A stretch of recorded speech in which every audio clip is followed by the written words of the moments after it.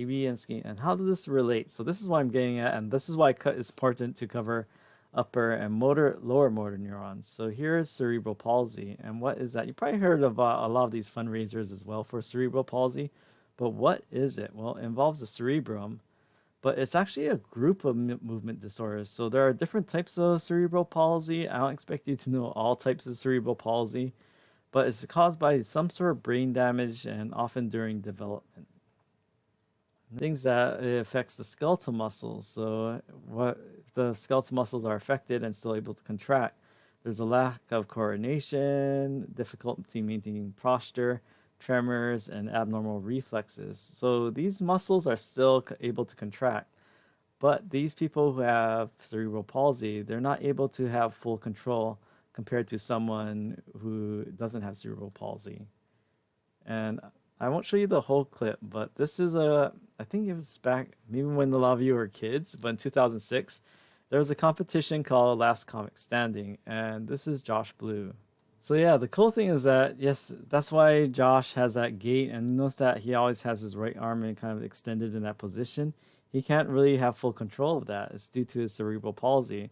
So he's a pretty inspirational thing. Like he's able to make, yeah, he was able to turn his condition into a career and use his other talent for comedy. So cerebral palsy type, what Josh has, I believe he said it is spastic cerebral palsy. So this is the majority of cases.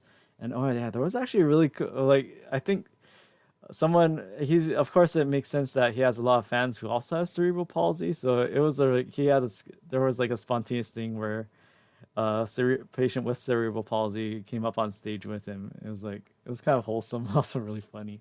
But this is why he has the tight, jerky movements, because if he has something impairing his upper motor neuron and his motor cortex and controlling the muscles affected by the cerebral palsy, that's why he has that kind of tight, jerky movements. He can still move around, but notice that compared to someone who doesn't have cerebral palsy, it's a lot more like, yeah, it's kind of like a lot more amplitude, a lot more, yeah, as I said, tight and jerky is a good description.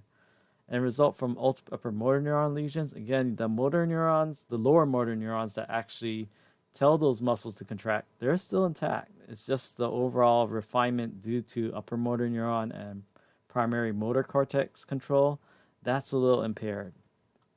And also unable to receive GABA signals. Remember, GABA is that inhibitory one that tells neurons to calm down a bit. So this is another thing that's affected by spastic cerebral palsy. There are other ones as well, but don't worry too much about that for this class. Know that cerebral palsy isn't a singular condition. It's actually multiple conditions, but spastic cerebral palsy is the majority. When you think of cerebral palsy and think about like how the typical symptoms, and that's also why Josh talks the way he does. I mean, speech does require conscious thought and skeletal muscle control. So if you have trouble controlling your skeletal muscles, that's going to affect your patterns of speech as well.